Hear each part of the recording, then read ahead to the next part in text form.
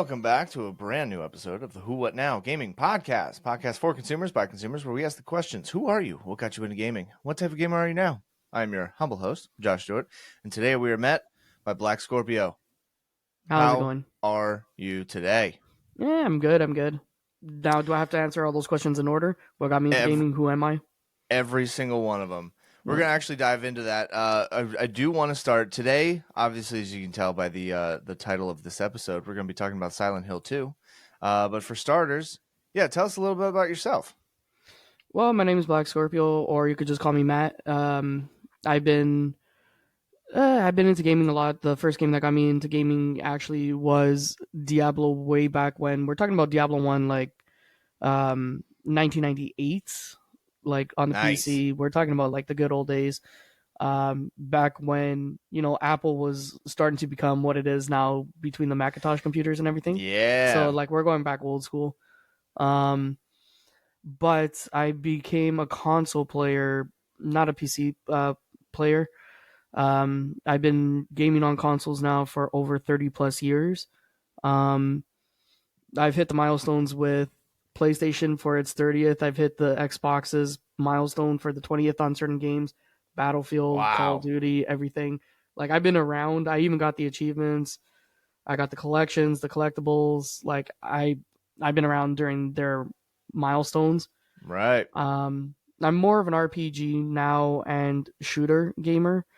So any RPGs, Final Fantasy, any horror genres, Silent Hill 2, Resident Evils, you'll see me dabbling, try to collect trophies, try to be a completionist. Shooters, I stick to like now Fortnite, but only the zero builds, but Call of Duty, Apex, Gears of War was another one that got me into it with the Xbox. Everything way back when. Hell yeah. Yeah, that is definitely...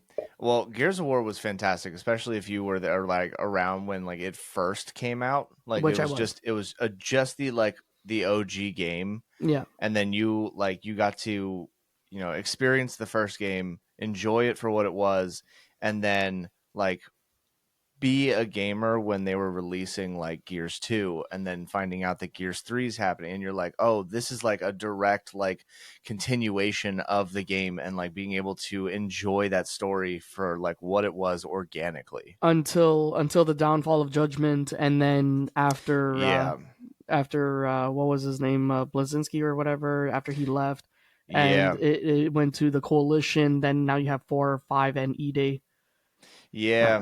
I'm still a huge fan and supporter of like the first 3 games. Judgment I did play, and I didn't enjoy it as much, but like I got it. Like I get what they were trying to do with it, but I don't know, it just didn't have the same feel. And Gears 5 was the last one that I just actually like sat down and played, and I don't even remember if I even completed it. Like it felt more of like if Gears was trying to be like God of War, and it kind of just didn't. It was like very like, here's a story, but we're going to be more driven towards the new generation of Gears instead of the like, what the story itself was. Even though at the end of Gears 3 you're like, I mean, this is a good ending, but like you don't have to continue if you didn't want to. You know what I mean? Exactly. It could have been its own. This is your standalone trilogy. Right. That was it. Marcus, Dom, the Works. That's it. That's their story. Now it's like the OGs have really nothing to say. That's why they went back to E-Day, and they're trying to recapture people. And it's like, even the multiplayer. I didn't get hardcore until Gears 3. And it's like I hit the 2,000 mark, like level 2,000, and I'm going up against people that are like 6,000. It's like, the dedication is there when you could say, hey, I'm in the triple digit numbers. And Absolutely. It's like, there's my life. But when you have like the 1,000 gamer scores that the entire story and everything is 100% completed, you're just laughing at that point. Yeah. No, I mean, I didn't get to that point, but I mean, I get it. Like I enjoyed it again, for like what it was. I didn't get like super into it. But I did enjoy that they were trying to like kind of like expand and go into like the multiplayer like kind of thing. Yeah. I liked what they were doing. I liked that. I don't know. I think it was the mechanics of like Gears games. I didn't feel like for me personally translated super well to like a multiplayer. But that being said, when they introduced like Gears multiplayer, I wasn't a big like multiplayer shooter like gamer at the time. Right. So that was still very like new to like, cuz I've always just enjoyed the like the RPGs, the just I liked, having a sword on my back and going on a long adventure. Like that was just the gamer that I was at the time. So like when Gears was like and now we have multiplayer, I was like, well, this is what is this? Like it didn't hit for me the way that I thought it would have. So this is where it's going to get interesting then, because like I've grown up with the shooters, I've grown up in the competitive, I've grown up with the esports, like the bloodlust for that kill, that drive, that determination to like we're a squad 5-on-5, no bunny hopping, no nothing. Like it's the raw. If you know how to maneuver, if you know how to glitch slide across half the map while you're dodging and shooting somebody with the sawed-off shotgun and the lancer just going. So it's gonna be interesting. Like you have your take, and then there's me, and it's like, and then I just started slowly delving into the world into the world of RPGs over the time, and because the shooters are just becoming lackluster now. It's like if it's not fast or you're bunny hopping and like too many quote unquote cheaters or form mechanics that just don't work, and it's just no, absolutely. I think the honestly the only like shooters that I really enjoy like multiplayer wise anymore, well, is got to be like Black Ops 6. And it's only because like I've always been like a Call of Duty like fan, but for the fact that like I've always had friends who like played it, so it's always been like a team event. And now it's more of like a, hey, you've had a game that's been going so well for so long, and then the last like 2-3 games, like you've kind of just shit the bed. So like I would really like to see like a good game. And then out of nowhere, like Black Ops 6 actually like holds up to what we've been kind of expecting, and not like expecting like above and beyond, just like expecting as in like a working fully operational game, Well, and that's a funny thing. Sorry, that's no, the you're funny good. thing, because like if I met you earlier, I came from Battlefield, so you could tell already where the war is between us. See, but I loved Battlefield. Yeah, like I strictly came from like 1942 to Battlefield 3 to Battlefield 4, the dogfights of 4 and 3. I came from all that. Like I said, I hit the milestone of that, and then I didn't get into Call of Duty until until I met everybody in my community, especially my mod. She got it. She got her community to let me join them, and so I was basically the only Canadian amongst the Dutch. So you could Nice. imagine that like I have to hold my own, always placing in the top 3 against people that are freaking amazing in Call of Duty, and I'm like, oh my god, I just came from Battlefield. And I'm like, and then Apex, and like, how do I hold up now into this COD community? And then I find out, hey, guess what? You've hit the milestone for COD. Well, she didn't, and I'm like, how is it that I came from Battlefield hitting that milestone to being a COD gamer too? So it's like I've bridged the gap with the two, and it's so funny. It's like, and then so if I were to like, let's say, call you up if I knew you way back when, I'd be like, bro, let's go sniping. Because I was the number one sniper like way back when. Yeah, I loved like I started with Battlefield 3, and yeah, I loved doing like any time that I would get a chance to do like any form of like dogfights, I would. But it was also like that time when like Battlefield 3 was like you could, but if somebody beat you to it, like tough shit. Like that's you That's get it. on the ground, buddy, go for it, Yeah. And so like that was Yeah. Do that was work. where I started getting my love for like, sniping and stuff and figuring out. But like the thing about Battlefield games is that like bullet drop is a real thing, and so like you have to learn like not only like mechanics, but you also have to learn like basic physics and just try to like figure these things out. And it's super cool. It's a really, really fun experience. And like I wish there was more not hype, but like I wish there was more of an interest to make the games bigger and better and more I guess expansive. Like, but then you do get to a point where there's you make so much of the map destructible, you make so many things in a single map, you make a map big enough to hold like, what was it, like 30v30, and it's like no. It was 64 and 128 versus 128 and 64. oh It is still the yeah biggest game still, and until they kind of shit the bed with 2024. I mean, yes they tried, but that's where like I'm bringing it up because you said until Call of Duty shit the bed itself, like Activision over the years, it's like Blizzard over the years, it's like Frostbite over the years. There you oh go. yeah, no, that's true. Yeah, they've definitely all Sorry, not coming Blizzard, from EA and Frostbite. yeah, it's one of those things where like because I was introduced to Call of Duty at the very end of like Black Ops 1's like life cycle. Yeah. So I got to like when I jumped into Black Ops 1, I jumped in with all of the DLC packs and like everything that everybody was like waiting for.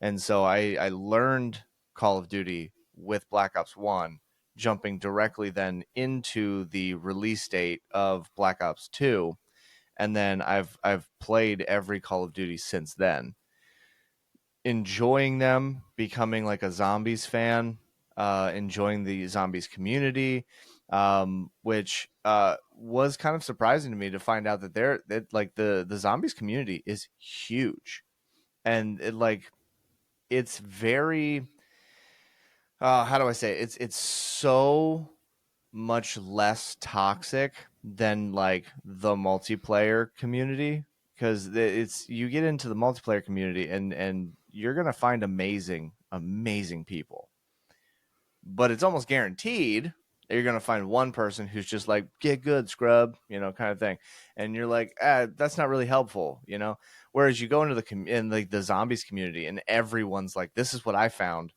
tell me if you found this and if you found these things over here, and then like eventually people are just working together to like solve full like speed runs and stuff, and to the point where like if Black Ops 6 came out, the game was out for like, or like zombies was out for like a weekend, and we already had like a world record, which was insane. Yeah, that community, yeah, like you were saying, but the you kind of got it reversed with the toxic community because like the multiplayer community is very toxic. You'll yeah, like you said, you will find that one. Just it's not get good scrub. You'll find that one that will help you. The entire lobby, I the see what you're entire saying. lobby Yeah, is more like yeah, if everyone if you're sucks. not You're good, you're not finding playing. the Yeah, yeah, you've got to find like I the remember like one diamond in the rough. yeah, like I said, that reminds me of Gears. I've been around that community for like a long time. That's why when with Gears, if you can't play, then you're not good for our server. Like get out. You're not gonna be Yeah. on our team. Then COD. Like I've been in those. Then Apex, and then when Apex started becoming like that, and it's like okay, it's the same. I've heard it all. Do do do do do do do do do do do do. My life, it is in shambles. No one knows where I've been. But you've been here the whole time. But only you. You are the only one that knows. This is true. This is true. Oh, hello. I am wasn't slowly going insane. What are you talking about? I have no clue. All right. So we have we had a small interruption there, which is totally great. because I feel like this is a perfect time to transition into Silent Hill 2, which is something that I have been wanting to pick your brain for quite a while, and this is why I wanted to have you on the show in the first place. And that is that you made this game look so easy, and I did not. Uh, as some of you may know, I've played this game start to finish completely, entirely on stream, which was awesome. But I think what I kind of realized there at the very end of the game, after we finished the game, like all the way, I realized that I was expecting the game to be more, like quote unquote scary or like frightening. So I think I took so much longer to do things because I was expecting something terrifying to happen. And I think one of the problems is that, but also not really a problem, is that I've played, or I have not played Silent Hill 2 like ever. So I did not play the original. Right. So when getting to the experience the remake, I got to experience the remake for, it's completely redone, vamped up beauty, but also I experienced the story entirely organically. Yeah, so did I. I'm in the same boat as you. Yeah, I'm in the exact same boat. I've never played the originals. That's why playing the game. Remember when you walked into the corner and you saw that blood on the floor, or you saw the broken videotape, and the screen would shake, and you're like, "What is this?" Right. Those are tributes and homages to the original. That's what those are. It's if you find all of them in one playthrough, you get a trophy called Echoes of the Past. So it's literally a tribute to the original. Those are what those flashbacks are. Yeah. It's and that was something that, like, right after I think after we like ended stream that night, because I was just obsessed with just thinking about like the story and all the things that we found and everything, and I'm like, there were so many things that didn't make any sense, and those like finding those little key moments where like the screen would kind of static and shake a little bit, and I was like, what were those? Like, because they weren't like memories, they weren't like, but in a way they were just memories to the past, the old games. They had no significance to the game itself, and so it was really cool to be able to like kind of go back and see what they were like fully referencing and stuff. And there's one I did come across that is the original what was the font called? It was the original like font they used in like the original Silent Hill 2 game. And I guess it became like a big meme where people were like, oh, this font is so basic, like it would never have been in like a town like this. And so to show like a nice little like you said, like an homage to the original game, is that the sign was then replaced for the remake, but you can find that original sign from the original game in the barn, like in like the very first area, which I thought was still like it's such a fun, like, hey, we fixed it, but also if you wanted to see that original joke, it's just in the barn. We just fixed it. We didn't actually remove it. We just moved it back there. And that alone felt very funny, like a goofy, like, hey, we get it, but we fixed it, but also it's still there, Yeah.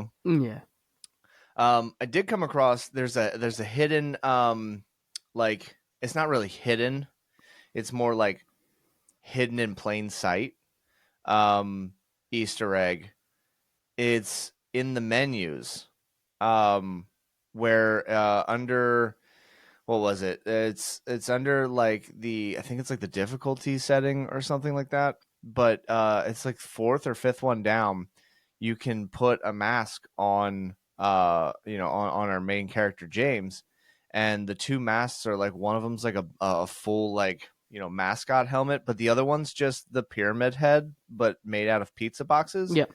And I thought this was hilarious. Number one, with the amount of times that I went to the menu screen and never noticed it, but also just like that it was just in the game. Like you could play the whole game, quote unquote, discovering who Pyramid Head is, and then, but also just walking around with like the cosplay version made out of pizza boxes. You know what I mean? Like it was just a funny little like. I believe that was actually a customization that you pre-order. You could also get like if you were to pre-order the game, they threw that in there.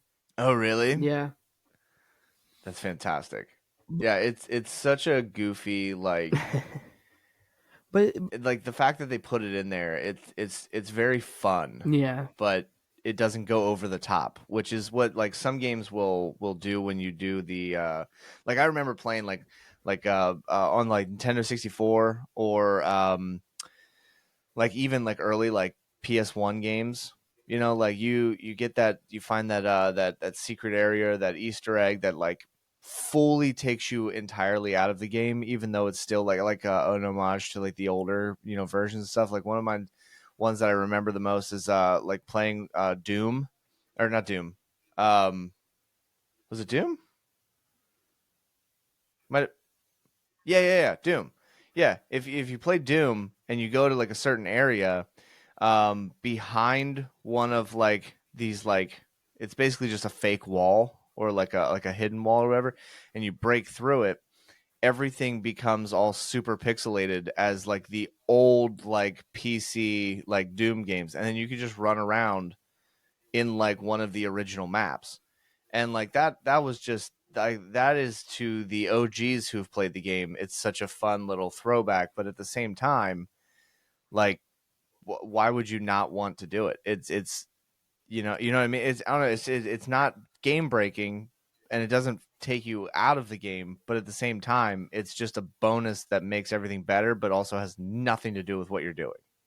You know what I'm saying? Yeah, no, I know exactly what you're saying. It's when you get those satisfactions out of games, like that's why, like I said, being a completionist and everything, you're driven to find everything good, bad, just all the trophies. It depends on what completionist you are. There's different degrees, different levels, but like, with this one, adding in the new game plus and knowing that on your first run through, no matter what, the stuff that you find, like, I don't remember finding a small little chest. I don't remember finding the dog key. I don't remember finding anything of that. The chainsaw, like, it was not there. The moment you beat the game, there's this, there's that, there's everything handed to you, and you're like, okay, what now? Like, yeah, I just got out of one of my favorite levels of the game, and I'm like, so where the hell's the key? I have a chest, but I don't have the key. I'm like, but what did I miss? Right. Do I have to beat it on New Game Plus again to finally get that key again? Like, I don't get it. Like, what am I running around with the box for? What's in this box now? I have a damn box in my inventory, but I have no key for it. I'm like, there has to be a key somewhere for it. Right. And it's like, here we go. Yeah, well, and I think that shows too how much of the you're like you're more of the Indiana Jones of like the achievements and the platinums and stuff. Like there's something about completing a game to the fullest to you that is drives you and is exciting, and you're there for the adventure and stuff. Whereas like gamers like myself, I enjoy the game, and then I play the game as I follow that dopamine and stuff, and then I sometimes I just move on to the next game, and I enjoy like I've only platinumed like one game ever, and now I do want to platinum Baldur's Gate 3, but I've also put in like half 1,000 hours into this thing. I think we're approaching 600 hours into this. I'm actually approaching about 700 to 800 hours in Baldur's Gate 3 myself. Jesus. I thought I played this thing a lot. Yeah, I'm going for it. I'm going for it myself too. And then all of a sudden I saw the tactician. I'm like, that's gonna kill me. No, the honor mode is gonna kill me. I'm like, yeah, honor mode. You know what? We should both do the honor mode to like, you know what? Just get that trophy over and done with. I'm down. I'm so down. I've been playing a bunch of the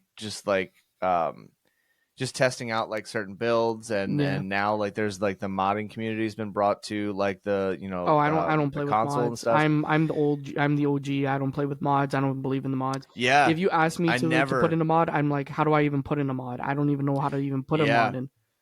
I've never ever done like the modding things, and then they made it simple, and they were like, check out all these like hundreds of mods, and I'm like, there's only one that I'm interested in, and it's only because I want to see how easy the game becomes when you can have all of your companions play at the exact same time, and I have an answer. It's super easy. Well, if that's the case, then they better give me the trophy on honor mode then, because I want that platinum. Dude, it's like, it is just so nice. I think I've been doing it a lot on stream. We just have every companion we could possibly have in our party. Each encounter, like all the encounters are about exactly the same length because there's just so many people. But at the same time, like no fight has gone past like 2 full rounds. Like it's fun to, like I love it, but I also I Baldur's Gate 3 has been such a favorite of mine. I've loved every single minute of it. Yeah, it truly has been just incredible. Actually, I got a little treat for you on that one. Yeah. Don't judge me. Judgment free zone. No, you can start judging. All right. The first one is basically like the House of Hope. Are these your notes? Yeah, these are notes because look, I have everything in Act 1 that's you shouldn't basically miss to like if you want the buffs, what you should be going as, like, because what I wanted to do was I have a YouTube channel. I just have nothing on it. It's been dormant for 8 years. Yeah. By the way, like I said, don't judge because it ain't done yet.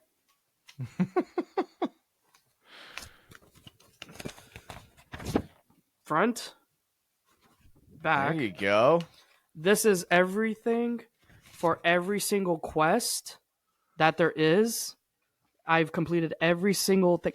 Like that lore book. Wow. Like I actually like printed everything out. Yeah. And then it's like I also have the maps.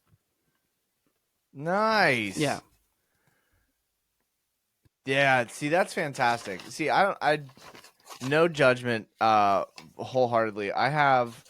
I created so I have the book that I use here, which is just the notes I use for like every podcast episode and everything, but I also have full like test builds and stuff that I will use like religiously throughout like my goes and stuff. And as I play, if something happens where I'm like, oh, this quest over here, I was able to get, this item, and this would definitely, work really well with this build. I will add it to the notes section. Exactly. And so like I've got full, like I've one, like a front to back, just full page of just like dedicated to, this is the build. This is where you should be at. This is the level you'll be at. These are the items that you'll have, available to you, grab this at this location, do this over here, so that, and then all of this is going to lead up to the day that I finally decide to do honor mode, because I don't want to do honor mode more than once. I want to start honor mode and finish honor mode. I just want that damn trophy too. I want to start and finish it myself. Yeah.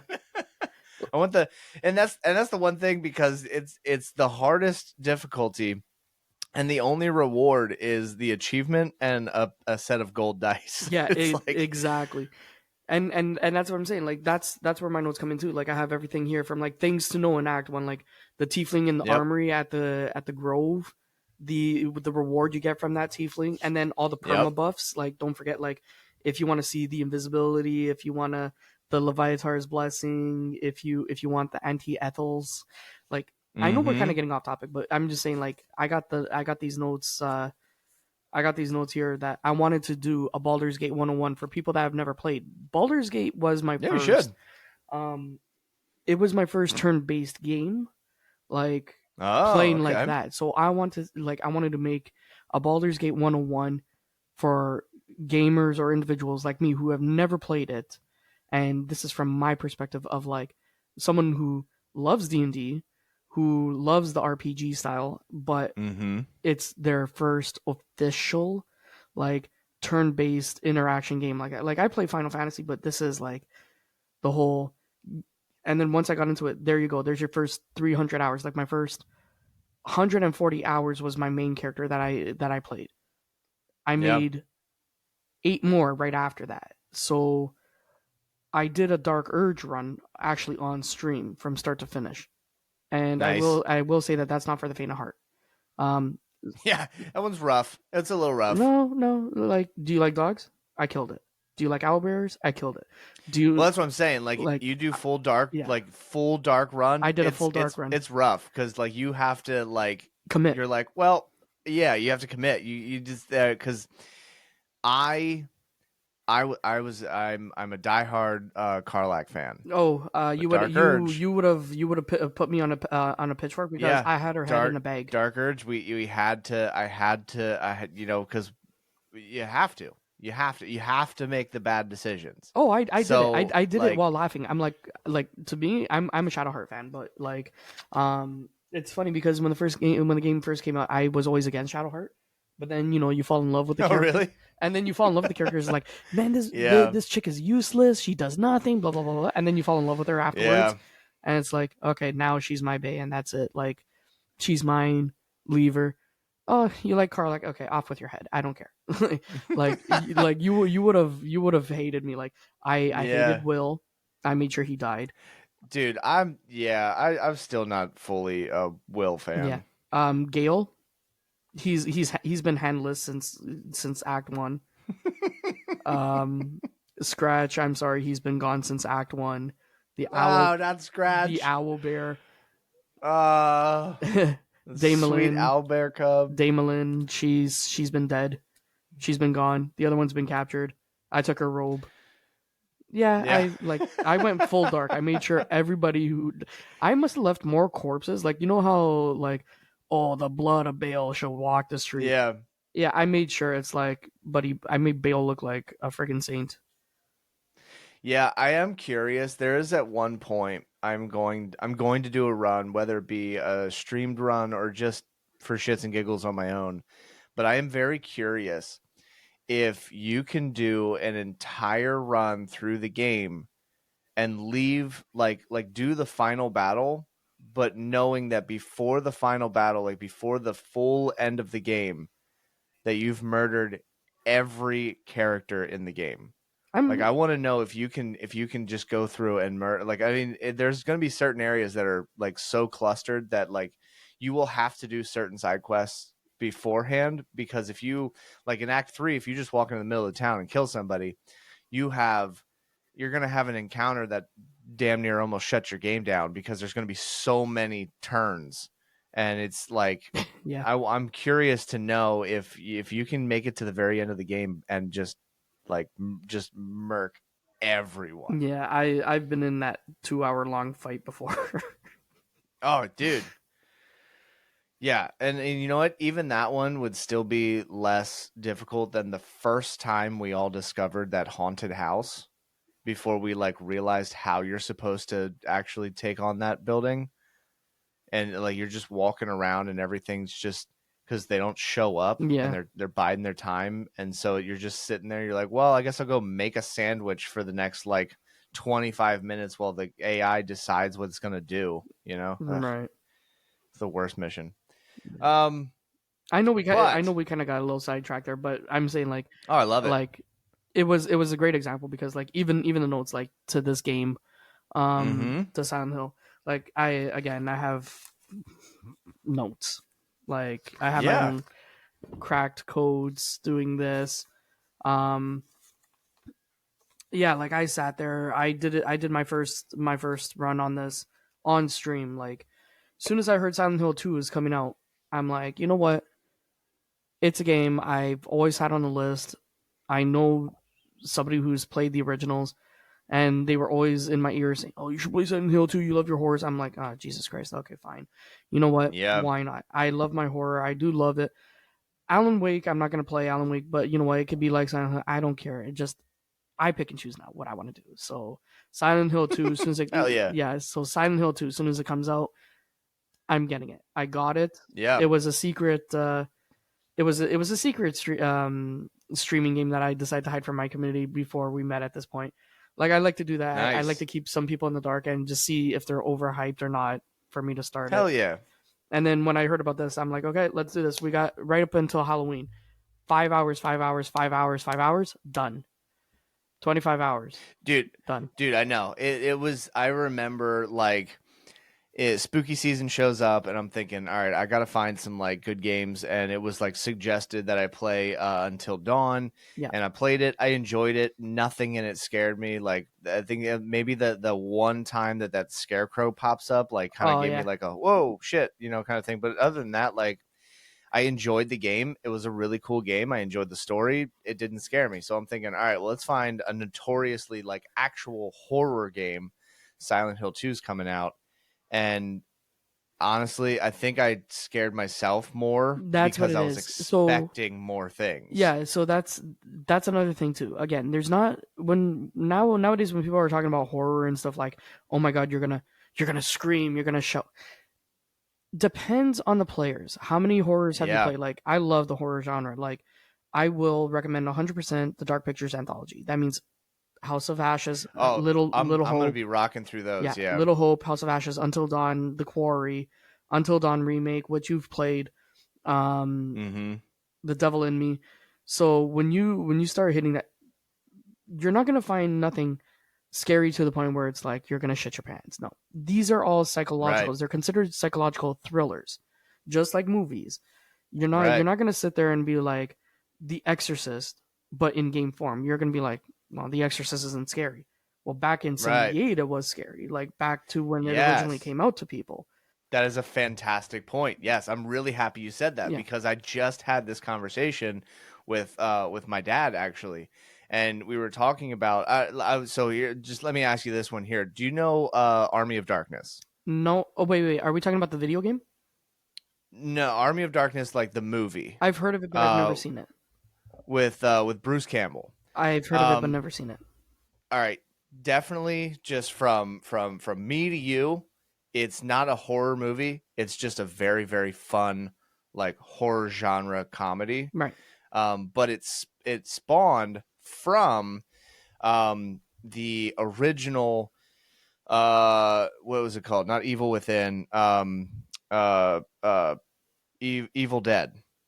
Okay, yeah. And so, like, the original, and then that movie, there was a sequel, and then when they were filming the sequel, there were moments where, like, it was just like funny moments would happen, or they were meant to be serious, but they, like, on film or as you were watching it, you're like, oh, that was actually kind of funny thing to say. Yeah. And then it transitioned into Army of Darkness, which is, like, basically just a horror comedy.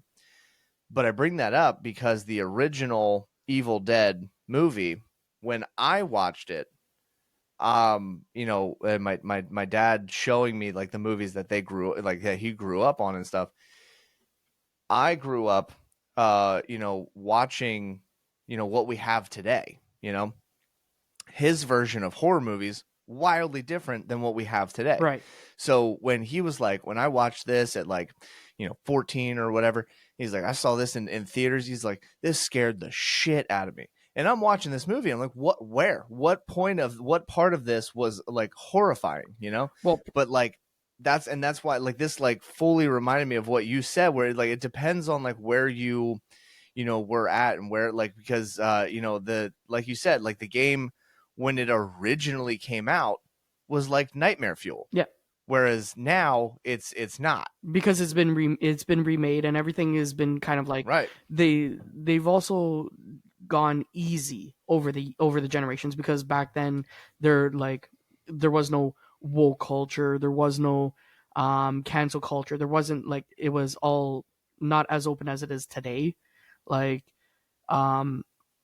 even perfect example for me, like Halloween. You love that movie, Michael Myers. You think it's like, oh, she's screaming, she's terrified, she's yeah. When I was like in my early teens, and I watched it, I'm not like,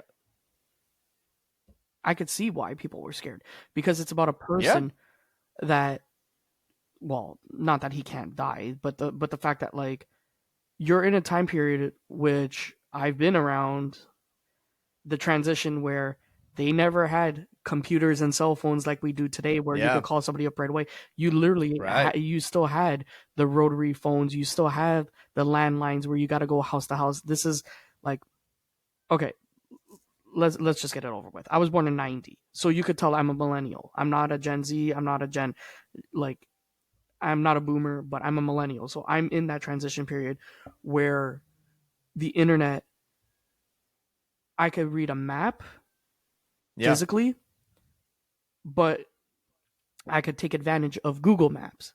I could still write without having to have an autocorrect, versus using the phone as a complete tool to do everything for me. 1,000%. Like, I still remember like when we're a lot closer in age than you may think. We like I remember still like in school where we would have to like show your work, the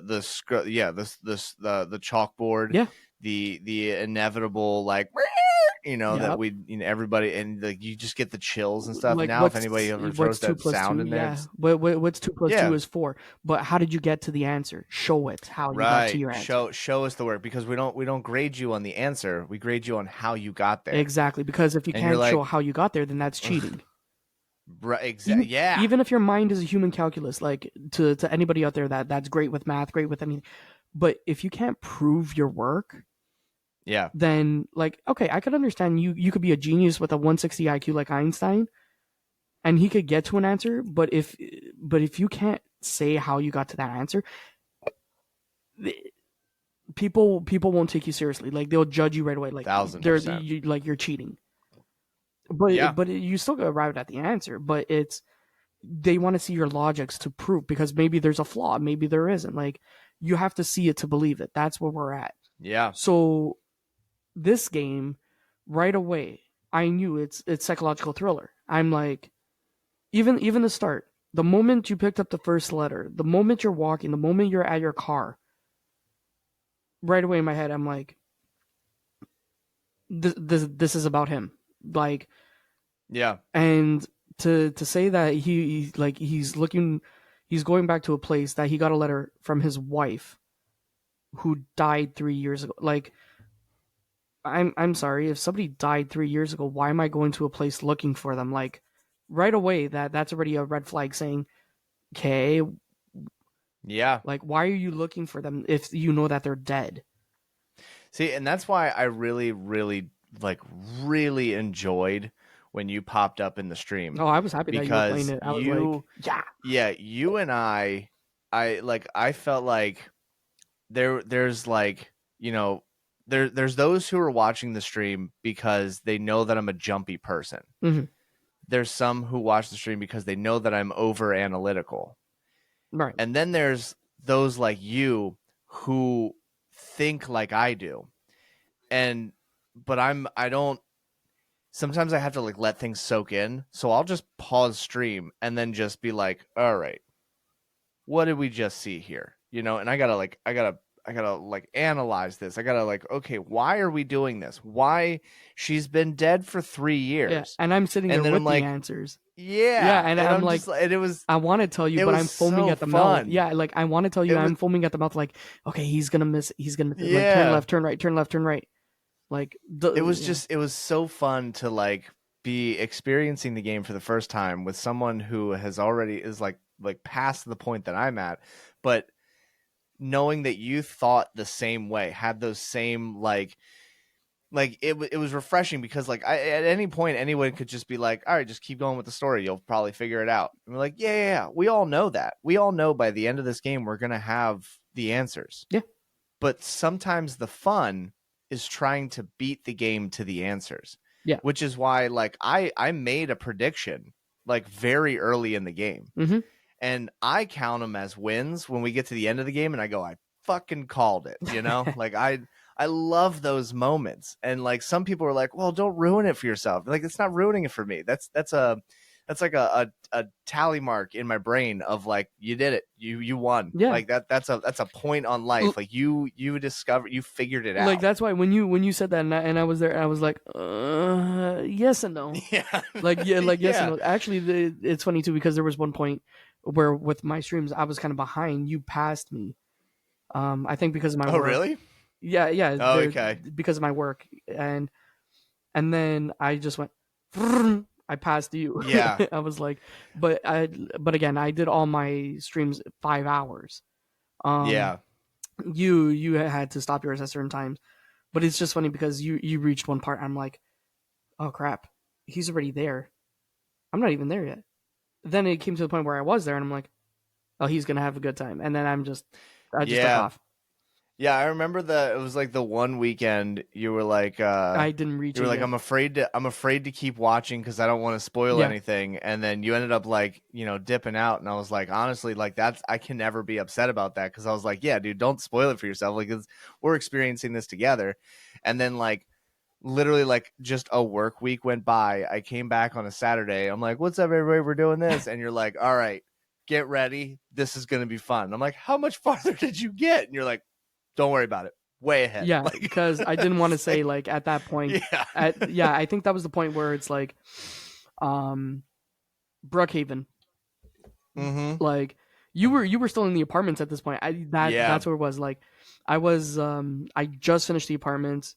I just got to Brookhaven, and I'm like a good 5 hours ahead of you at this point. I'm like, I didn't want to spoil it for myself, but now I'm saying, okay, you're gonna have some fun because I passed it.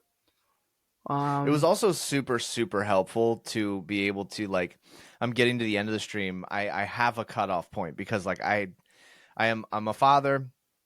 So, and my wife like does work on the weekends. Yeah. So like, I do have to like get up in the morning and be like a parent and stuff. And so like, I don't ever go like super, super late, past like midnight. Right. And so when I was getting to like certain like points, it was nice to be able to have somebody to refer to so that like, because like my only other option was that I would either have to take a guess, or I would have to look it up, and that would risk spoiling, and I hate risking a spoil. Well, that's why I tried to give it to you as little information as possible, but like by saying because I go I was going based off of my streams because I know for me my streams like I try to say, you know what, because we're doing an RPG, if it hits a 5 hour mark, I don't care. 5 hours, 5 hours plus. If we're doing shooters, 4 hours max. But yeah, like at those points. So when you hit the apartments, I had to be like, okay, so by the time you get to Brookhaven, you had to go through the first apartment, the second apartment, then you had to go through the actual Silent Hill apartment twice, and then you're finally out after that battle with Pyramid Head. I'm like, okay, so that's a good stream for me. So that would have been a good 5 hours. So that's how I know. Yeah, and that's why it was nice where I was like, okay, like after I think the first time when I explained, I was like, I don't want the spoilers, don't give me any details. Is this a good place to stop? From that point on, like you understood the assignment. So like at the end of the stream, I was like, all right, Scorpio, like, am I good here? Like, do I, is this is this a good spot that I should end in? And like, you were like, hey, this is a good spot. Save it for like the next stream. And like, that was all I needed to know. And it was perfect. It was just the right amount of information. You weren't like, oh, there's going to be a big spot coming up, so pause it. You were just like, this is a good spot to stop. Yeah. And I'm like, that perfect. That was all I needed to know. Either that, or if I knew that there would be like a little bit of a push, I'd say, okay, you know what? hold off on stopping now. There is a little bit more. Do that little bit, and then you were like, there's like another hour till the save, and I'm like, all right, I can do another hour, or like, if hey, you got like 35 minutes. That's why I was like, if you can, or else I would say backtrack, save, and then just carry on. Yeah. So it was perfect because I was able to maintain like my schedule with streaming, and I didn't have to I didn't feel like I was ever like overdoing it, but at the same time, and you didn't lose nothing. It was nice. It was really good. Yeah, and you didn't. I really enjoyed the dynamic. Mm-hmm. Oh yeah, that's why I was happy to jump into your stream. Like when you start playing it, like after me, or sorry, while with me, but a little bit after me, like around the same time period, which was actually really great. It was like, yeah, that's why I loved going through it again. And then once I beat it, and then you came to your conclusion about the ending, I was like, yeah, I had all the answers. I was waiting for you to like, okay, what did I miss? What did I do? Like I was ready. Like the dog foam again, frosting at the mouth. Okay, well let's go. That was something that actually did like crack me up. Like I like all of my laughter at the end of that was all organic, because it was like we got to the end and then it was like they're just like, and then this character is this and this person did this and this is why it happened, and I'm sitting here, I'm like, when the fuck did that happen? I'm like, who are these characters? And you're like, oh, that was on a tombstone, or that was if you would have gone in the library and read the newspapers. And I'm like, I didn't do any of that shit. And you're like, yeah, but if you did, you'd understood why this happened. And I was like, yeah, I didn't. Just, all right, pause. Who are these people? Why are these significant? It's like, I was like, oh man, I really did miss a lot. Like, well, yeah, like for instance, if you were to hit up the apartments, like inside the apartments, sorry, not the apartment. One of the houses had the newspaper about the Locane kids being killed. Yeah. Billy and Miriam Locane. So yeah, so there was that story. And then the part when you're in Brookhaven in the hospital, the question comes over the air. Oh, there was Billy Locane who got murdered, but what was the name of his sister? And you're like, oh shit, when did I read that? Or the fact of the first question, again, when you're in the elevator, so many bodies were thrown into the lake. How many people lost their lives and thrown into the lake? Well, the answer clearly was 67 if you were paying attention, if you got to the lore was there. Yeah.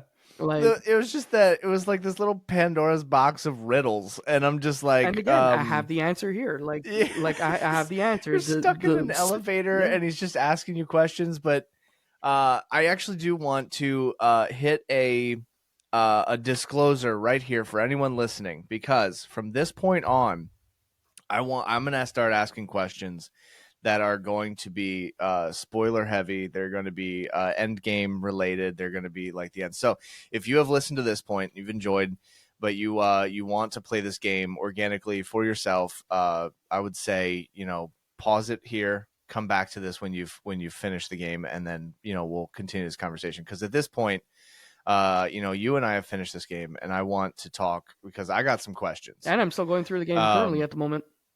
Yeah, I have it on in the background. So, are you serious?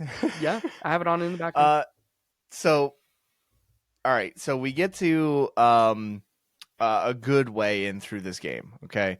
And the one part, honestly, that it pulled the more of the psychological horror part on me was when you go up to the elevator and it's like, no, you're too heavy, and you're like, oh, okay, mm-hmm. And it's like, oh, there's conveniently this weapons cabinet over. You could drop all of your belongings off. And I'm like, oh, well, this next part's going to suck. Yep. Like, but when you get into that elevator, there's a voice and it starts asking you questions. I've been thinking about the end of this game. Who was the voice? Hold on. Wait, there was a voice asking you the questions. No, are you sure that was in the Brookhaven Hospital? The one that, the radio contest? That's what I was talking about? Yeah. How many bodies were thrown in the lake? Right. What is the so name it just says, like, let's play, like, we're going to be playing a game kind of thing. And it starts asking you a bunch of questions. Yeah, that's Brookhaven. So that wasn't that elevator scene. Because in that elevator, you had to drop everything off. But there was no contest. That was for the little locked box that you find, the decorative box that you find in the pool. No, sorry, not the pool house. Yeah, it was the pool house area or whatever. Yeah, the pool area where you have to fish the key out from the drain. Right. So yeah, so that inside that box, that's where you find 5 shotgun shells and 2 syringes. Unfortunately. Right. So yeah, I know for such a like. It was like a puzzle for information, like an information puzzle. Just to see if you were actually paying attention to the game, because which I was not. I cheated. You gave me the answers. 100%. I gave you the option. I did give you the option to. You did. Like, I did. Yeah, I would not have just blatantly given you the answers. I would have. No, like, I did ask you for the answer, but also let's be fair. At that point in the game, I had no health. Maybe 1 like med bottle, which and like kind of shocked me. No ammo. Yeah. Somehow you've wonder weaponed your way through the entire game, whereas I have like no resources through the entire game. At that point, I had like 50 rounds of like random gun ammo and like 16 syringes at this point, and I'm like, which actually, I gotta say, I'm surprised that you and I got the same ending, because afterwards I looked up like how to get the endings, and like my ending makes 100% sense. Mine doesn't, because I played. Yeah, yours does not. The way that I ended the game, you only get if you play most of the game in the red zone on your health. And that's just because I was shit at playing the game, not because I was going for the achievement. So the fact that you somehow got the same ending, I'm baffled. It probably was because you'll see near the end in my streams, that's when I got hit the most, was in the red, near the end. And that was because of, like, after that Eddie fight, it just... Dude, that Eddie fight was a It was pain. Cheesed beyond belief. It was like glitch. I'm like, oh, I really thought I only died 1 time. No, apparently 8 straight deaths were just from that one fight. 8 straight.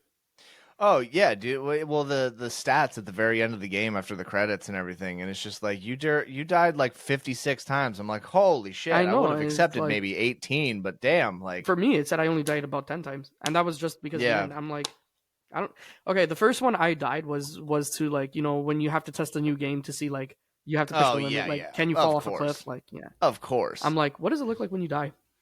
I found out. Yeah, 1,000%. We've all done it. We've all, like, because it helps you learn for like later parts in the game, because you're like, all right, there's a cliff here, there's no guardrail. Will there an invisible wall?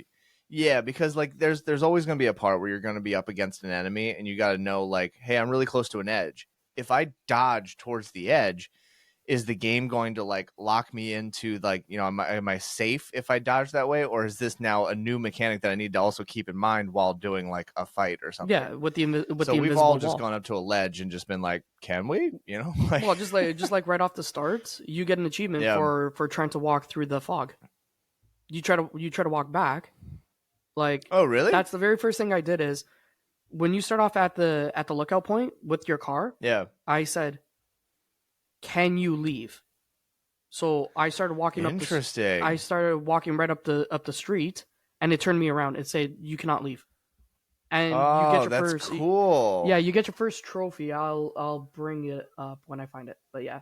Yeah, that's really cool. You know, and that's why I love, like, you know, that was why I wanted to bring you on here, because it's your like your method of like the game's obviously going to have its limitations, but it's the what if moments, because there's been so many games that have done that before. Yeah, it's the very first trophy. It even says no turning back now. You tried to leave Silent Hill in the observation deck area. I got that literally.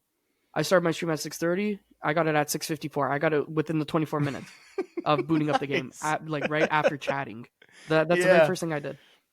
That's where it's at. Like, it's and I think it's amazing that you immediately thought to do that, because I immediately think back to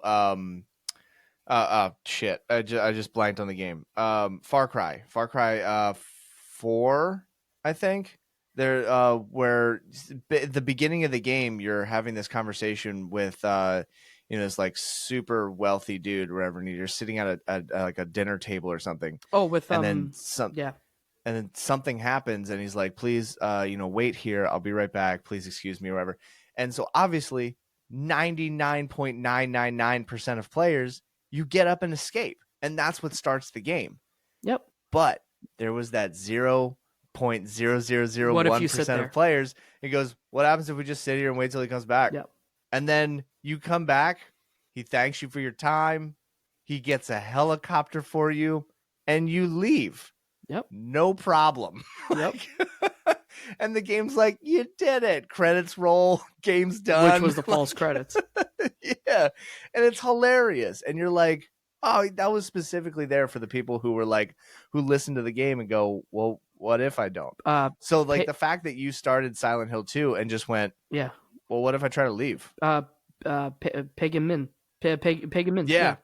Yeah. I've 1000% in Far Cry 4. Yeah. Yeah. So you just like, but like, that's why I think it's funny. Silent Hill starts, like, my thought was, all right, here we go. We started the game. Let's walk into the, let's go down the steps and go into the graveyard. And your first thought was, yeah, what happens if I leave? Like, just what happens? Well, because what if? Yeah, because you look behind you because you came down that road with the car.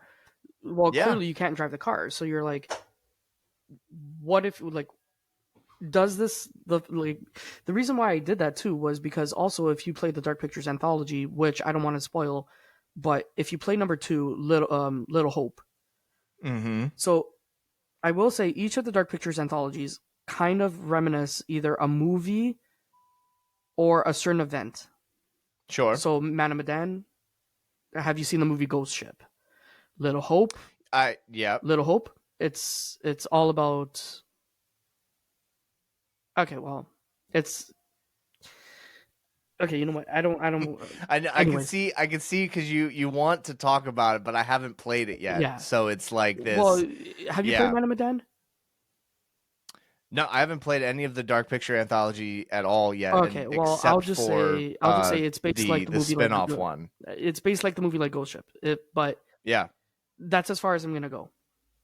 Well, I will say we're definitely 1000% having you back on the show because when I do play those games, I will. Like we're doing the dive again. I'm already frosting at the mouth on that one. I'm like, like right now you could see it in my face that I want to say it. Like I recommended that. Well, that was why I was like, I'm gonna put your mind at ease. Like I know what you're going through. Like you're having that like brain glitching moment. You're like, I don't want to spoil it, but I want to say this so bad. Like, yeah. Okay, but I will say because of number 2, Little Hope. Yeah, that's the reason why I did what I did with the first trophy of like trying to. I love it. Hell yeah. Because and I mean, it makes sense. Yeah. It makes sense. There's so many games that have done that, and it's just like. Honestly, I think at this point it's an ode to the developers because that means that at one point during the creation of this game, somebody said, "Hey, somebody's going to try this." Yeah. And if we don't reward that, like it's a slap in the face to like real gamers. Well, there is a game out there that if you walk off the ledge and you kill yourself, you get a trophy for dying. Like yeah, well, I mean, testing. even they've. And it's such a well-known trope in like the gaming community. I don't know if you've seen Ready Player One. Yep. So in Ready Player One, one of the solutions to the ancient puzzles is doing what you're not supposed to do in the game, and that is to just go like you're in a race, 3, 2, 1, go. Everyone floors and it. He throws it in reverse and goes backwards. Yep. Yeah, it's such a it's such a staple in like. Gaming, but it's also one, it's a throwback to, like you said, when we grew up not having access to full, like fleshed out, guides that were just on, the phones or the computers, or like you would buy a game, you would sit down and you had to figure that shit out, man. Or if you also enjoyed the days of Game Genie or Game Shark, the cheats. Ugh. Everybody cheatcc.com, Cheat Code Central. Yeah. I had binders with that shit of doing it. Tekken 3 and everything from PlayStation 1 days, like it was so nostalgic. It was like, see, I was totally cool with it until there was that one kid who was like, "Oh, so you like Pokemon?" And I'm like, "Yeah, I like Pokemon." He's like, "You want to battle?" And you're like, "Yeah, fuck it, sure." And then he blasts out a Squirtle level 100 and an Eevee level 100 and a Mewtwo level 100, and I'm like, "You have like 4 badges.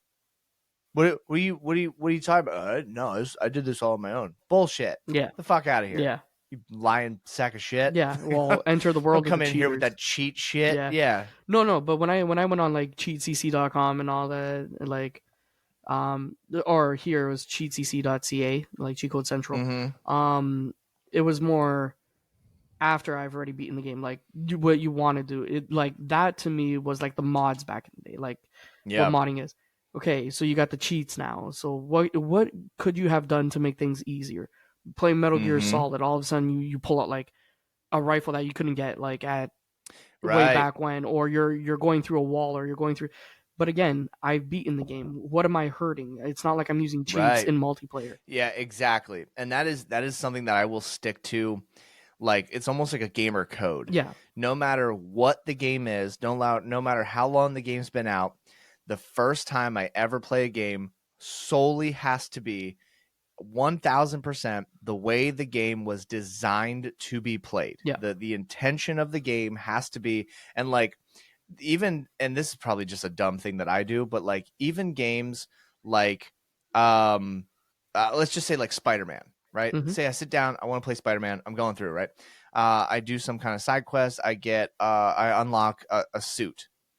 I cannot put that suit on because organically Spider-Man's not just ripping through the city and then goes, outfit change. Like, no, he's got other shit that he's doing, you know? Now, if it's like an upgrade suit that like has to do with the story, totally makes sense. But I'm not trying to go fight Doc Ock with a cat backpack on. No, exactly. You know, like that doesn't make any sense. No, so like it pulls my immersion out, you know, and I can't do that. So like I have to play like the way that the game was intended to be played first.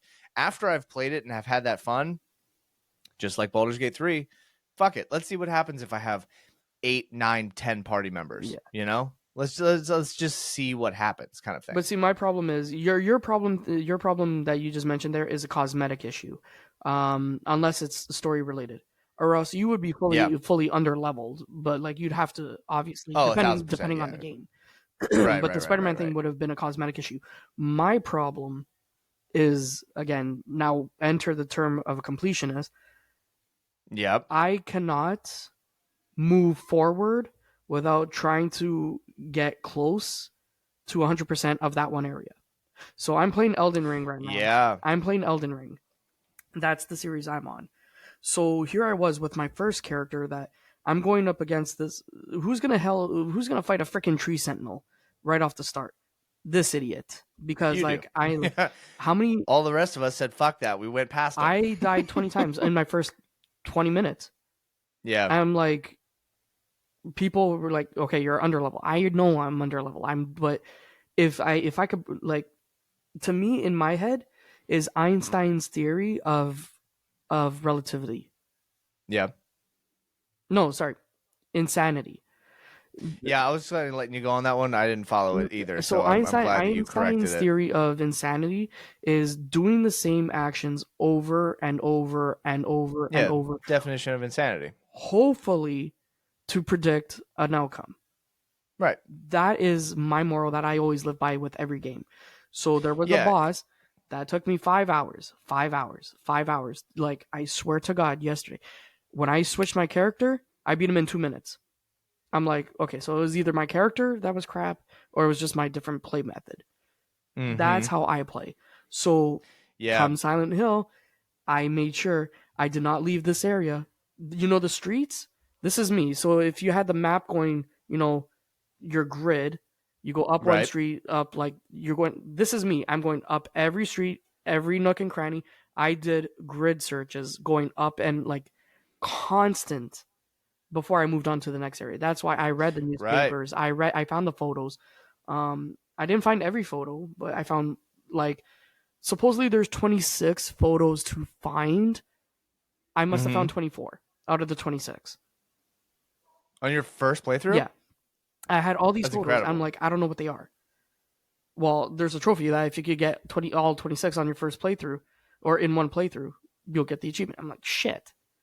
I'm like, where's the last two? I don't know. But like, that's what I did. I scoured each part individually. That's why like I got those 50 to 60 round ammos. Like, well, you're dying in the red. That's what I was going to bring up because I remember thinking like, yeah, I did a pretty good job. We'll just move on. And then I think you and I were talking about puzzles or something. Yeah. And you were like, yeah, this is just like the puzzle in this area when you find like this amount of ammo and like, like 6 syringes in this area. And I'm like, when the fuck did that happen? And I'm like, oh, turns out I missed like an entire block of this neighborhood that had like actual helpful resources. Right. Just like when when you found the book and then I saw you putting the theory together, these must be the endings. I did come across those books.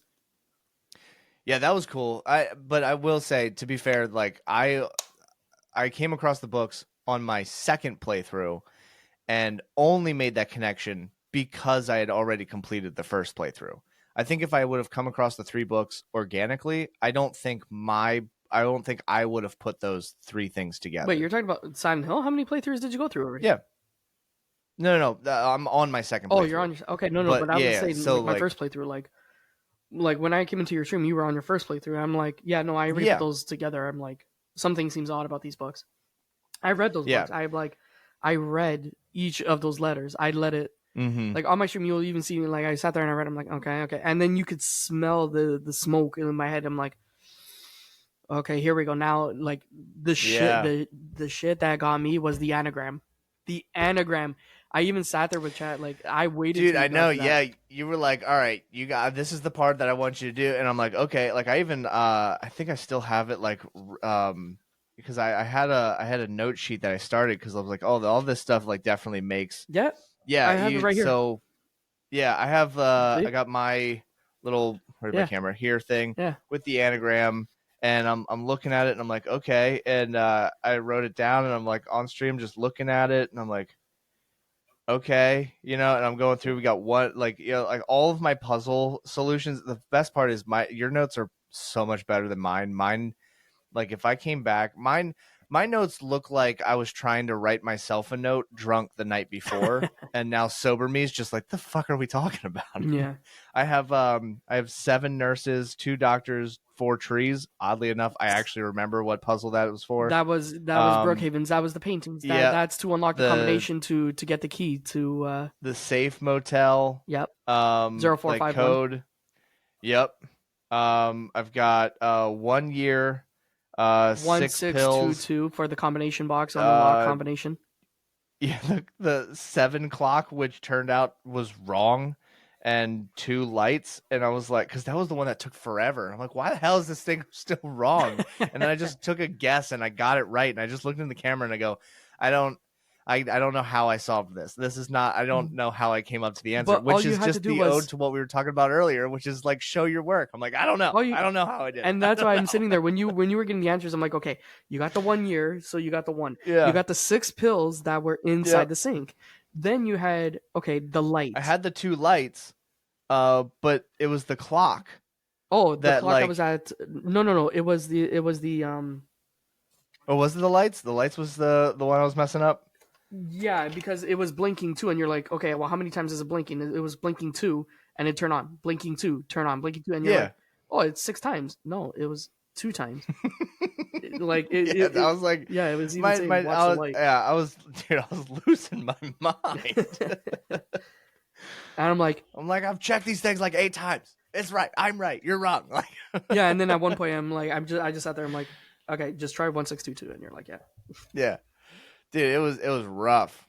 As we kind of go to the end of this one, I really do want to dive into like the ending of this game. All right. And number one, the characters in this game, beautiful. Yeah. Amazing well done. creation, character development, and like who they are, what they represent. Very, very cool. Something I want to pick your brain out before we get into that, though, is I have seen a couple of times since I have been trying to discover like the story as a whole and everything. And apparently this was like this in the very in the original game. I wanted to know if you've discovered this also, but apparently at the very, very beginning of the game on your first playthrough, right? Whether it was the original game or this one, if you look in the back seat of the car at the very beginning of the game, you can see the body with the blanket on it. Yep. Now, to me, I was under the impression that at the very end of the game, when you beat Maria, that was Maria. But technically, Maria wouldn't have been there, which only leaves your wife. But it's very clear at the beginning of the game, you're like, oh, she died 3 years ago. So she didn't die 3 years ago. That the 3 years was not her death, but her, like the death of like you letting her go, like her, like she's not her anymore, like it's like when someone's like slowly declining and you're like, hey, I've already mourned the loss of this person, even though they're still alive already. So like, it was very interesting to like see this entire story like completely come to like an unfolding. But my question is still something I don't understand, and I'm hoping you can answer my question here. I understand what Maria represents. Well, Maria I understand the wife. Yeah, Maria was Mary. Right. But I'm like what she represented in like the realm of the game, like why you kept like trying to find, why you would like find her familiar, but like she's not anymore. But she was kind of, but she's not kind of thing, and like that constant weird like dynamic between like Maria and James. And I understood what the pyramid heads represented. I understood what the setting of the game represented. Who was the little girl?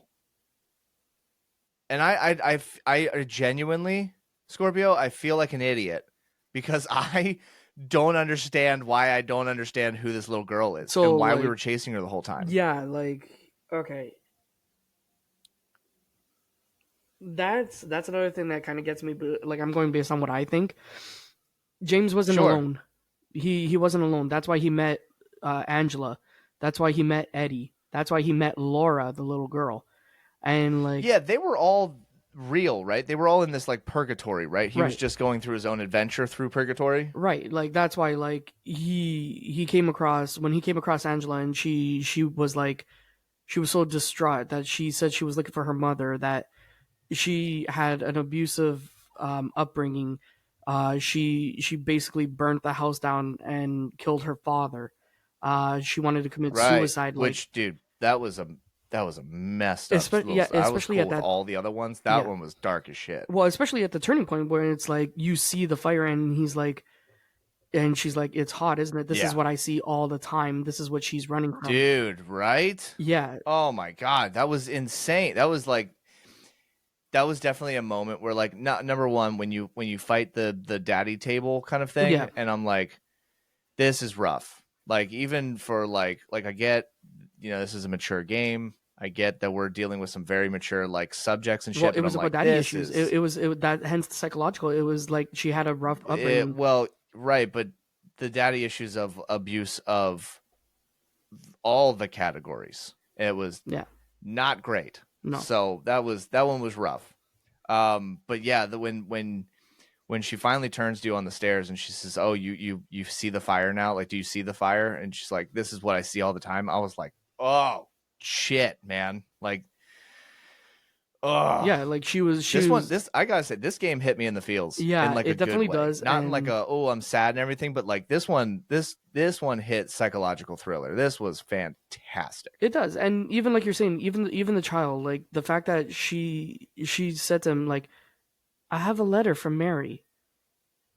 you have a letter. Yeah. And she's like, you're yeah, what are you talking about? It was 3 years ago, like when she was alive. Like, see, I think what the girl represents, like, was when Mary was alive,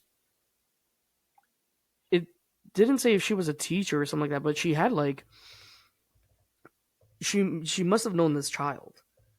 And so this child was like carrying that letter, and the fact that she was always walking around like drawing the things on the walls where she was the rabbit and he was the wolf, like subconsciously like was saying that he was a villain, because supposedly I'm not 100% sure about the little girl Eddie and Angela where they fit in, because Eddie was just a straight up psycho. He like Eddie was Eddie was nuts.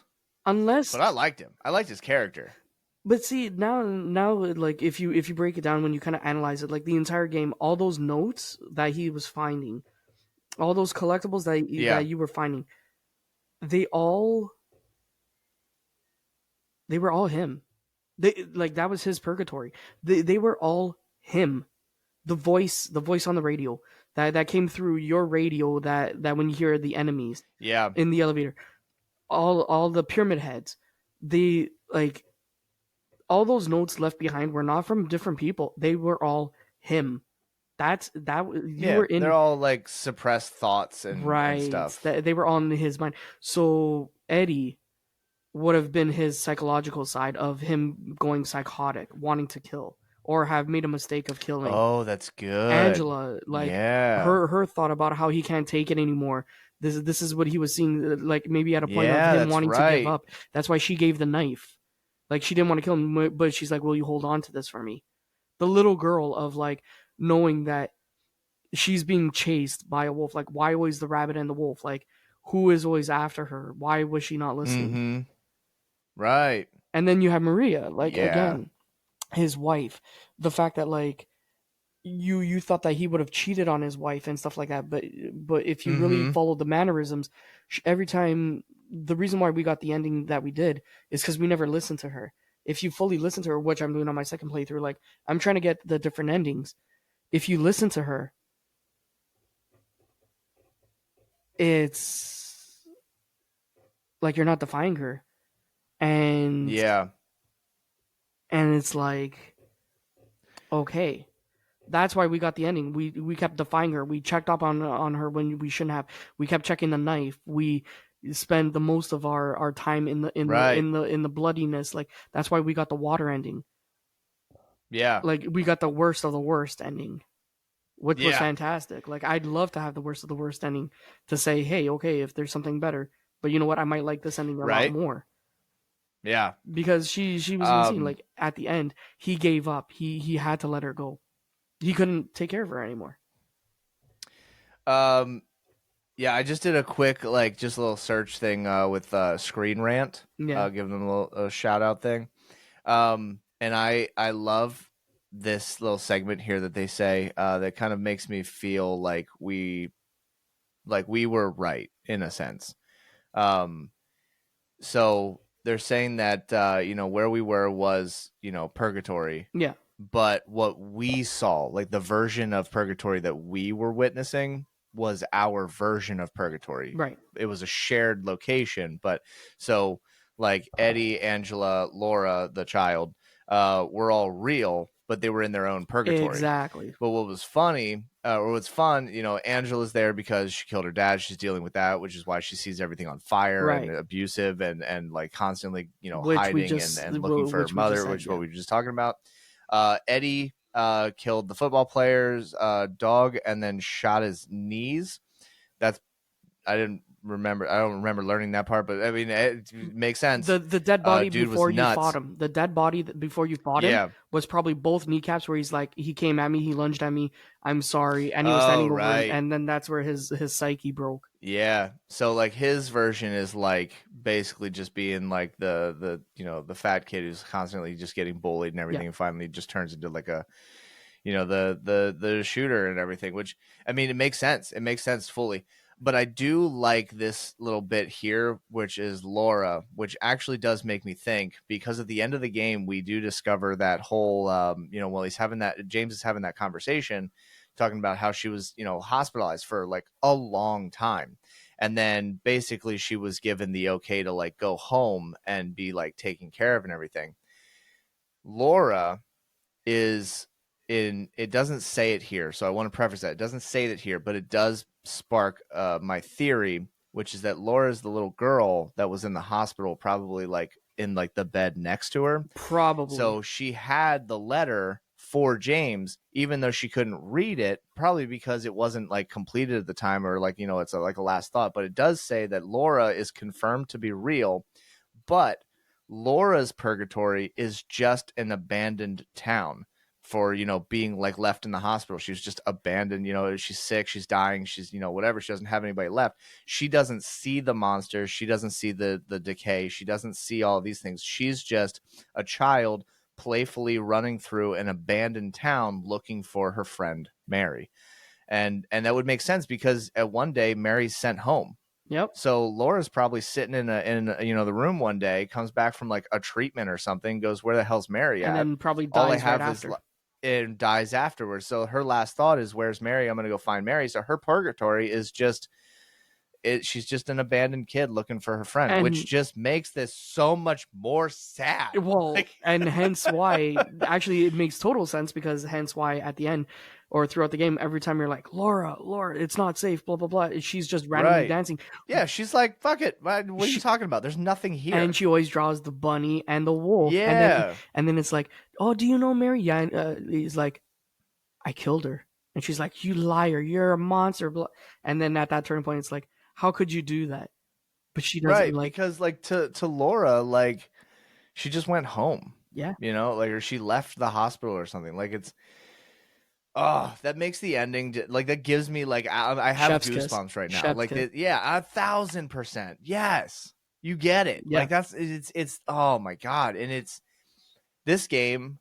I gotta say, there are a few games that I have played where at the very end I have had like an actual like emotional reaction to, and this game hit it. Yeah. I'm so glad that spooky season came up, and I was like, all I wanted to do was just get scared. I wanted to be scared on camera and have proof that like something scared me. And what happened was I unintentionally opened up an amazing story and an incredible you also story. got the goosebumps you've been looking for, because now you got the chills that it stayed with you. It was this game. I'm glad that I didn't play it when like the original. I'm glad I never played the original. Same. Because this truly was an experience. Yeah. And I loved it. Now I think I would have maybe found a lot more things if I had just played this like not on stream, because like I would have had to. I've been like, oh, I'm playing like 3-4 hours tonight, but then it's like, oh, tomorrow when I get home from work, I'm just gonna knock out a couple more hours, So like, because I was trying to play everything entirely on stream, whatever I got done on a Sunday, like I didn't touch the game until next Saturday, because Mondays we have a designated game for Monday games, or for Monday streams. So Saturdays and Sundays, for those allotted time period, those are the only times I would play the game. And so like trying to like remember those things, but this was an impactful game. It was. I very, very, very much thoroughly enjoyed this game. But I have to ask you though, before, because you're probably gonna say we're probably gonna head off right after. But sorry to cut you off. No, you're fine. Please do. What was your favorite level of the game? Ooh. That's really good. That's a great question. I would say, and it's gonna sound more of like a like not counterintuitive, but it's gonna contradictory. Because I really, really enjoyed playing the hospital, but only because it proved to be more tense for me, and I enjoyed because for some reason, like I never had enough ammo, and I was always so low on health. And I figured out a strategy to fight all of the the encounters I would come up to, except for the damn nurses. The nurses were the biggest headache, and so like creeping around a corner and seeing a nurse and being like, ah, shit, like I gotta like dip out and move and do something else. But like that was fun. Like even though it was very tense and like I had but it was like a critical thinking moment and stuff. And I enjoyed those moments, but I also really, really just enjoyed being able to walk through and see like an enemy that I've had so many problems with through the whole game. And then just be like, we don't have time for this. Pull the shotgun out and and then be like, next, and move on. And like those were funny, enjoyable moments. So like the hospital was really, really fun for me. Okay. But I would have to say my favorite part of the game, I think, was like the ending of the game, not like the end of the game, but like when you are the big long puzzle where you had to keep going back into that room to add the weights and everything. Okay, and so like shit's so crawling on the. So no, I loved the aesthetic of it. It was a giant pain in the ass. Don't get me wrong, but I loved that. It was at a point in the game where I'm still trying to piece everything together. So like at any point, like unlocking a door was like unlocking a memory, or like doing this was like unlocking whatever. Like I love the puzzles, especially when you're presented with like the line of nooses and you're like, oh, I have it all written down here, like choose. Yeah, and those like having to solve those in real time, it was so fun. Yeah, honestly, it was probably my favorite part of the game. Like everything from that point on, it was just like the only thing that was against me was time.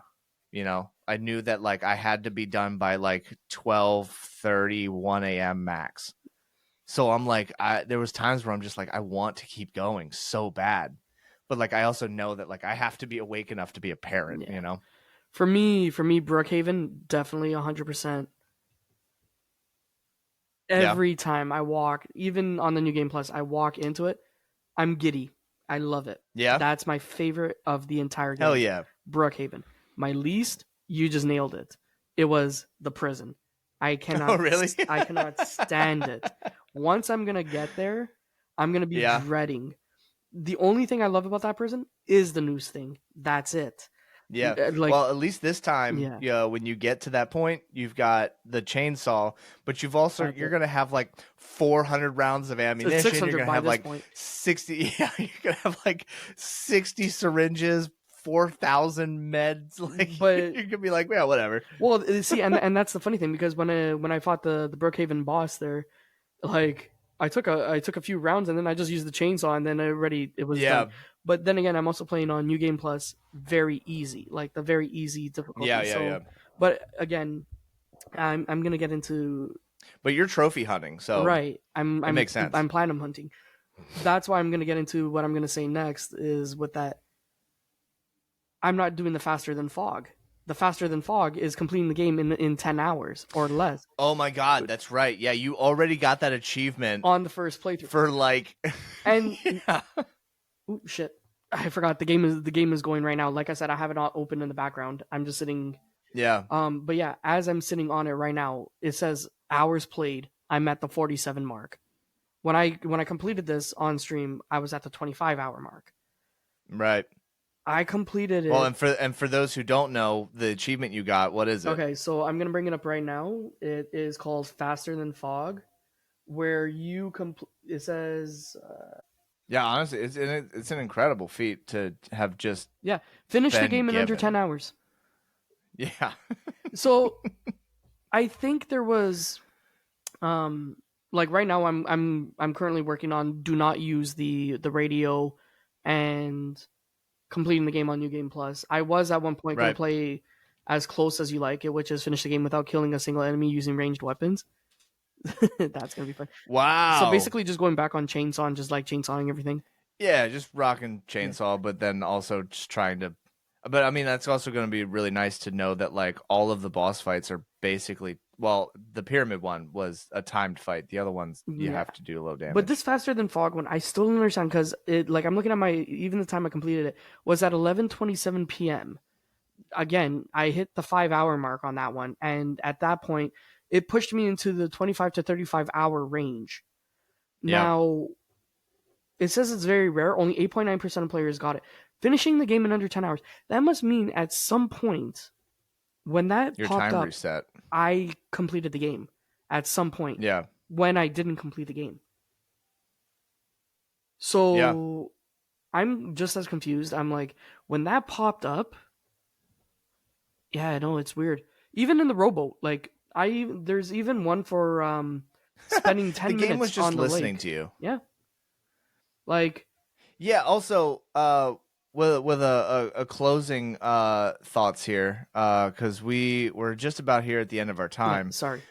You're good. Because I want to keep talking about this, and I would love to like bring this up again. Like when you finish, like when you're getting closer to that platinum completion, I want to bring back another episode. Oh yeah, for sure. I'm already sitting at 33 out of 44 right now. All that's left is all the endings, and yeah. I've been thinking about this because I don't know if you did this as a goof, but it has been stuck with me and it is driving me crazy. So I now that we're having a live conversation, I got to know the answer to this. Mm-hmm. I got in that boat and I started rowing. Yep. And you said, "Watch out for the crocodiles." No, that was actually one of your other chatters. Really? Yeah. I thought that was you. No, that wasn't me. That has been driving me crazy because I was like, I was doing some zigzag patterns. I think that was silly talk. Yeah, I was laughing at your rowing the entire time. Oh my god, dude! I was like stroke. Yeah, I also gave you the tip. Randomly start turning, and I'm like, what do we do? Yeah, I also gave you the tip to follow that white light. But see, I came across accidentally and that you could spend 10 minutes on the lake. And you could get a trophy. So what I did was, I even said it to my stream, I'm just putting down my controller. I literally just sat there. Yeah, we're just trying to get the achievement. Yeah. We're just hanging out. But for 10 just minutes, to not get bored as well, I just kept on rowing. Like, what happens if you go away from the light and away from the light and away from the light? Right. You're just basically just rowing, and you still go towards that light. Doesn't matter. Like, oh really? Like even if you turn the boat, go away from the light, you're just like lost. You're just like, okay, now there's the light still there, and you're just going. You just. That's awesome. Yeah. So to end this episode, because I want so badly to continue, and we have to do a second episode. But your honest thoughts on this game, final review, and what would you rank this game out of 10? Out of 10 already, I'll give it a 15 out of 10. Like, it's already passed. Oh, damn! Like, nice. To me, I love this game. I would say, if it did deserve Game of the Year, it should have gotten Game of the Year. But then again, I also have Final Fantasy, which I just beat, like Final Fantasy Rebirth. Again, another Game of the Year. I wish you could run in the game, like actually run, not do a weird light jog. But other than that, I agree will with take you. marks off, especially from 15. I'll probably bring it down to a full 10 because of like no lock-on system, no full running mechanics. We're getting chased by a crazy murderous monster thing, and he's like, "No, please don't." Oh, the best is the ending of Brookhaven there, where like you and Maria are running through the door before she gets like stabbed like with the spear. Yeah. But if you've watched Maria running, like she's like. It's just this like real light jog thing, which I get. Like it's remake from the original game. Like it wasn't a whole lot of like booking it, but like still. Like I'm like, move fast. I wish there was like a live count with the amount of times I yelled move faster. Yeah. But the review wise, I would highly recommend this game. Psychological wise, amazing. Like if they decide 1,000%. To do remake of 2, 3, if they decide to do remake of 1, 3, and 4, it will be a mistake. Apparently, 2 follows 4, which is Silent Hill, the Room.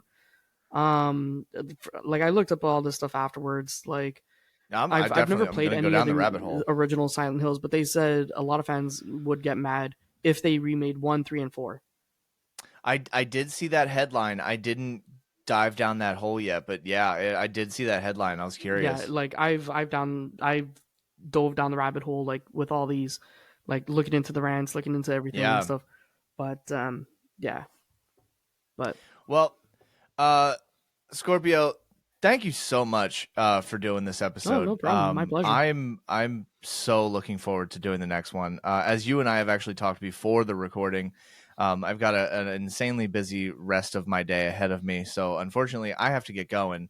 But what are some things that as I do for every episode, I leave the end of the episode just completely open.